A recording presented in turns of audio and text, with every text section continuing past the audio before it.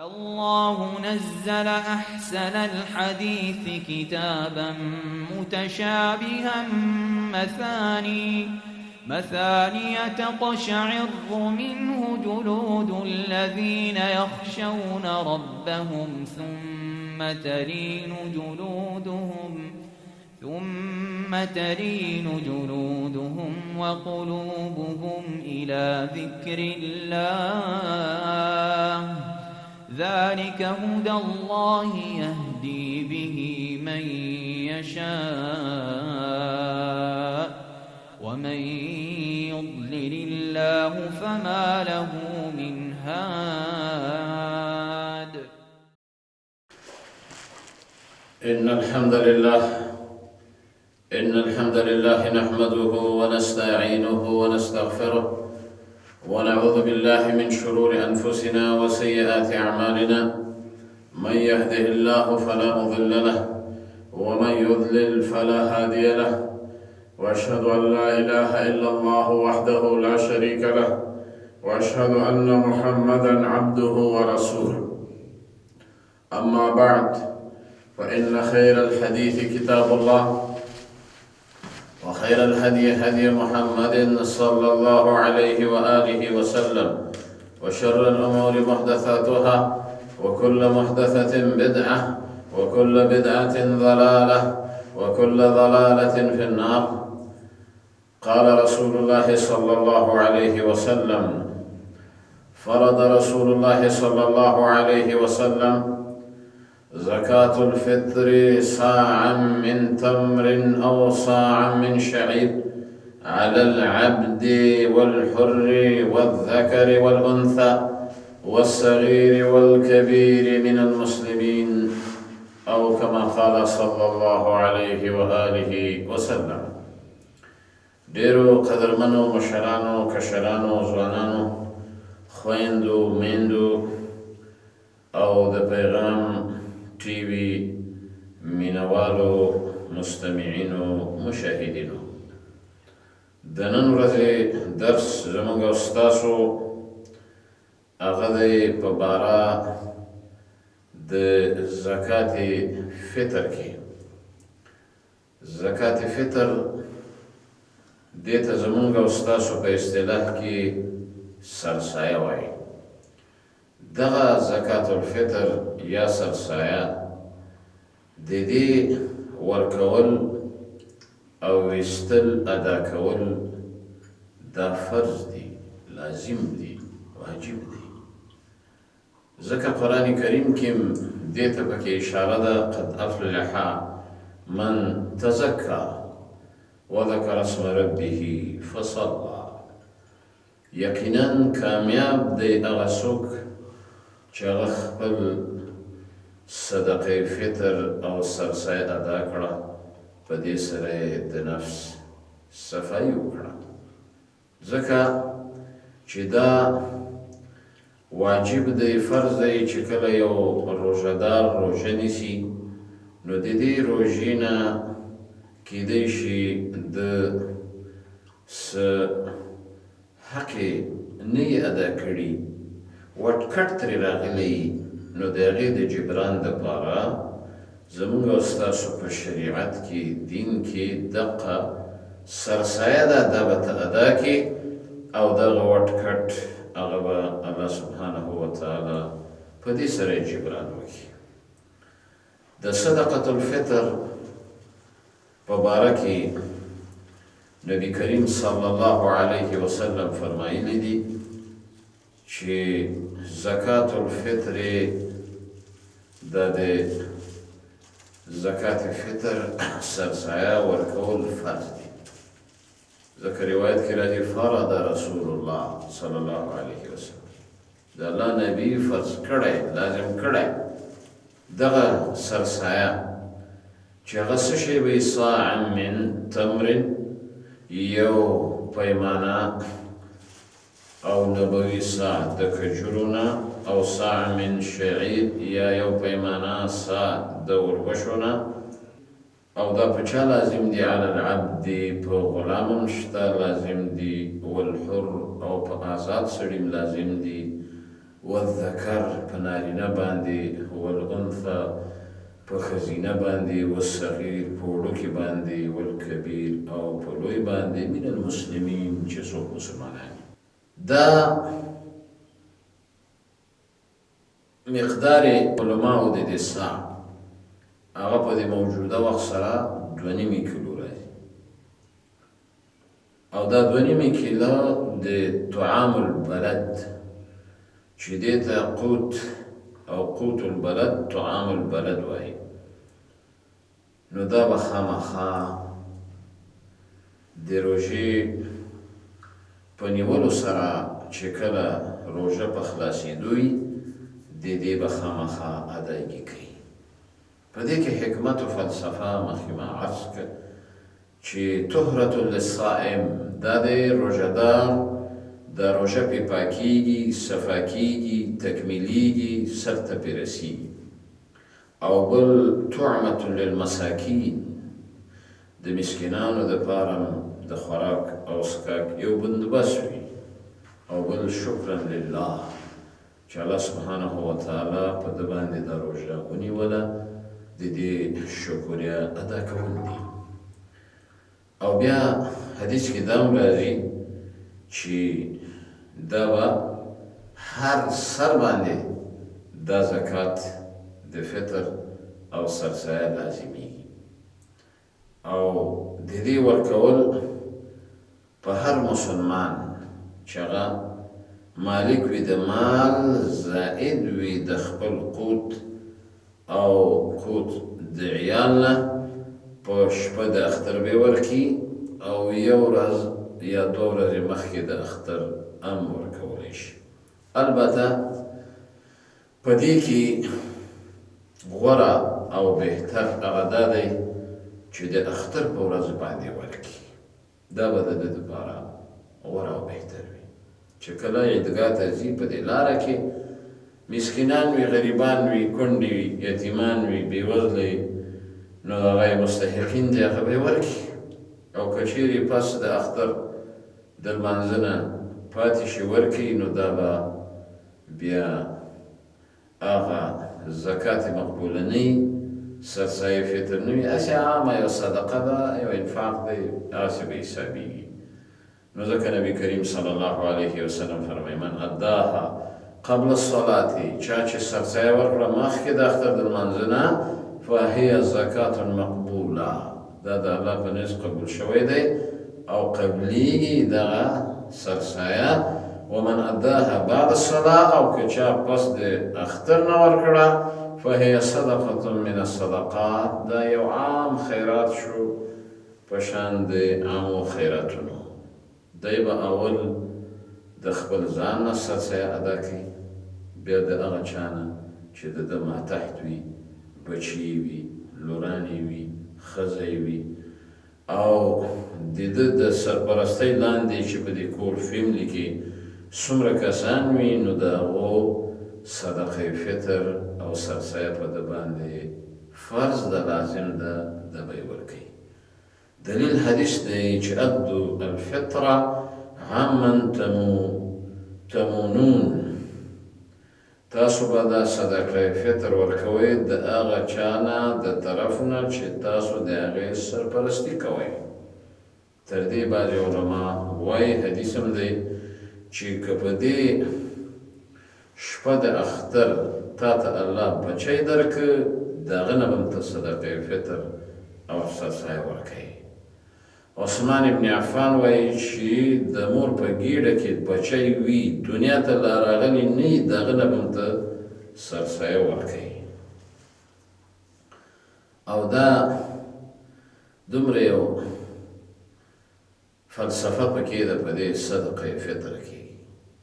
که چیرې دغه مسلمانان مؤمنان په واقعي ډول سره صرف په دغه شپه یا ورځ کې دغه خپل صدقه فطر سرسایه چې ورکړي، ډېر غریبان مسلمانان مؤمنان، فقرا، مساکین، یتیمان، کونډې، رنډې او معیوبین، د هغو به دغه ورځ 2-3 بلکې په میاشت کې به د دوی څه د خوراک او څښاک بندوبست وشي. ځکه بعضې ځایونو کې خلک وریجې ورکوي، خاص کر په دې عربي هیوادونو کې. او بیا په حدیث کې دا هم راځي چې ممیز ورکه، پنیر ورکه، غنم ورکه، وړه ورکه، کجوري ورکه. نو چې څوک څومره وس لري هغه مطابق دې سرسایه ورکړي. مثلا پنیر قیمت زیات دی، د ممیز قیمت زیات دی. دا هغه څیزونه دي چې فقرا مساکین ټول ورته ضرورت لري. پنیر تم خوري، مسکین هم خوړی شي، ممیز تم خوري، هغه هم خوړی شي، خوري. دارنګه غنم، وړه، دا ستا هم ضروریات دی، مسکین هم ضروریات دی. نو ښه غوره په دې کې دا ده چې جنس سړی ورکړي، ځکه حدیث کې اجناس بیان شوي چې هغه غنم دي، کجوري دي، او پنیر دی، او ممیز دی، زبیب او وړه دی. او یا قوت البلد لکه وریژه هم قوت خوراک دی د خلکو د مسلمانانو، هغه هم ادا کولی شي. معنا دا ده چې 2.5 کیلو وړه ورکه کم از کم، وستی کېږي ممیز ورکه د فی کس، وستی کېږي د پنیر ورکه یا د هغې قیمت. نو دا ورکول یې فرض دي، لازم دي، او ته به یې خامخا ورکوي. د دې ورکول وخت دی غوره د اختر ورځ ده، او یومن بیومین مخکې، یو ورځ 2 ورځې مخکې هم ورکولی شي.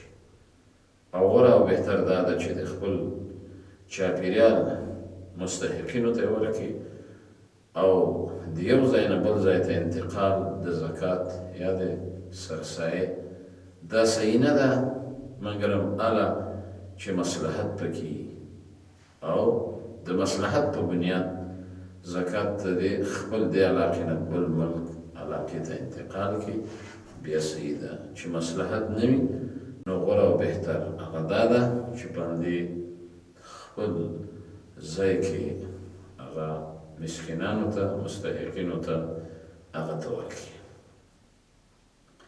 د دې وجې نه یو بله مسله عام د زکات په باره کې چې هغه 8 قسمه خلک دي، ته دا زکات یا زکات فطر سرسایه هغه ته ورکولی شي چې الله سبحانه وتعالی په سورة توبه کې په آیت کریمه کې ذکر کړی، فرمایلی دي انما الصدقات للفقراء والمساکین والعاملین علیها والمؤلفة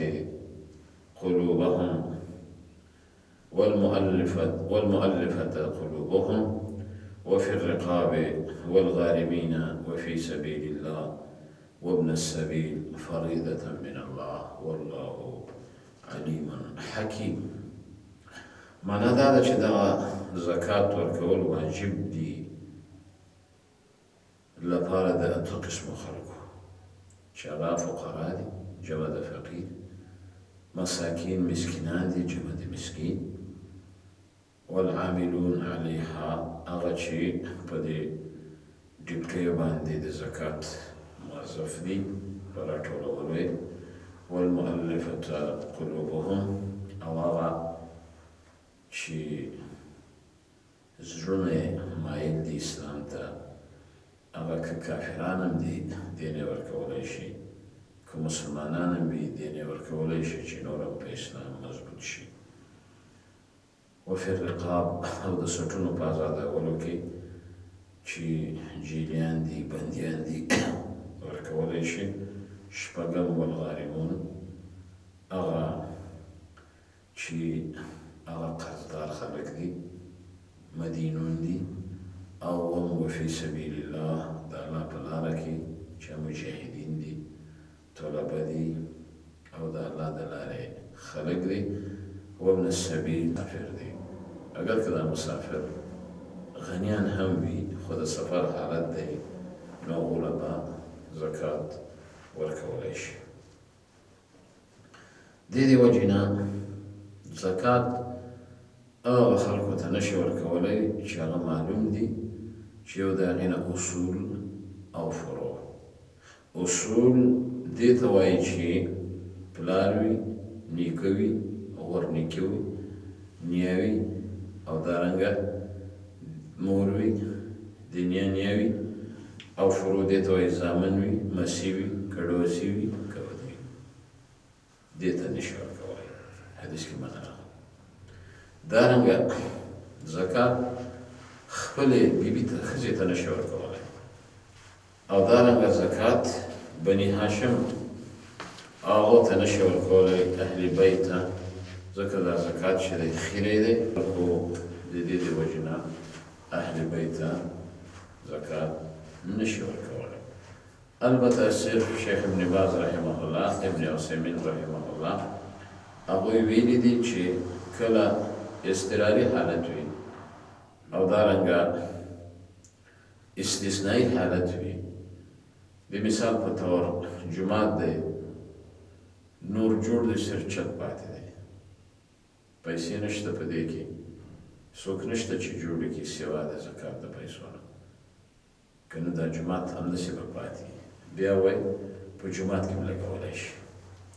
دغه شانته زوی دی او اکسیډن یې وکړه او دی په دې وخت کې خامخا حالت یې د علاج دی او دارنګه جرمانه ده پې او دیت دی، کس یې وژلی، نو بل څه نشته، نو پلار د دې زکات نه په داسې وخت کې ادایګي کولی شي.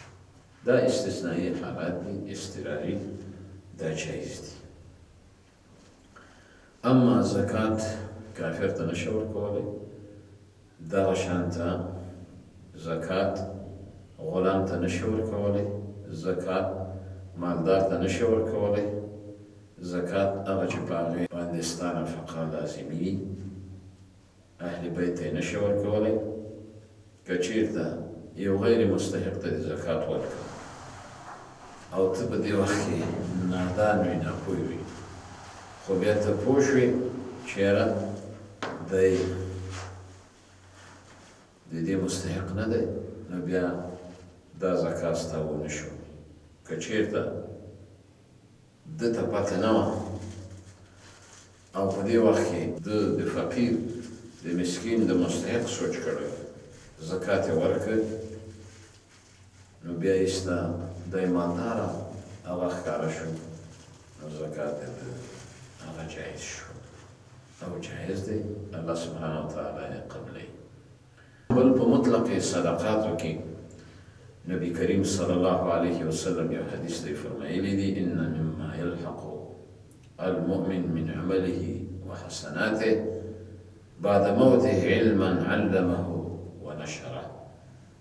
وایي کله چې یو سړی مړ شي د هغه د نیکیو او د عمل نه، د مرګ نه وروسته یو د علم ښودلی وي، خور کړي، تالیف او تصنیف یې کړي، او یا بچی وي صالح نیکعمله هغه یې پرېښي وي، او یو مصحفا ورثه، او یا قرآن کریم ترې پاتې او په میراث کې پرېښي، یا جومات یې جوړ کړي او پرېښی، یا کور یې مسافرخانه یې د مسافرو دپاره، یا ویاله وي، لښته وي، نهر وي، هغه یې کنستلي وي، او یا صدقه جاري کړي په داسې حال کې چې صحتمند وي په ژوند کې.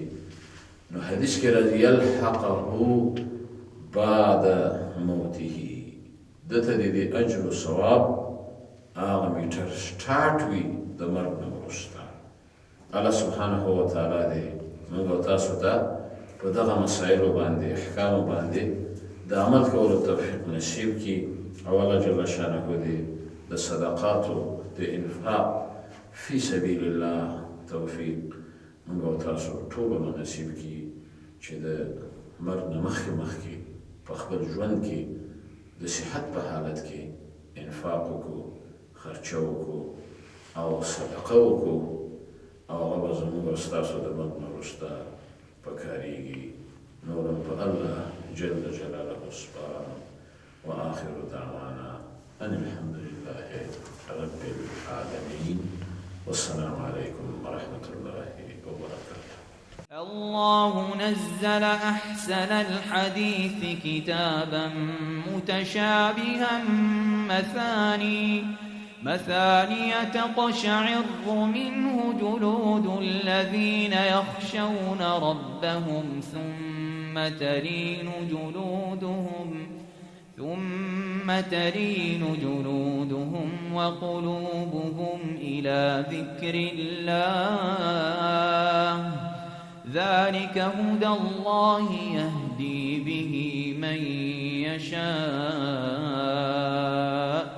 ومن يضلل الله فما له من هاد.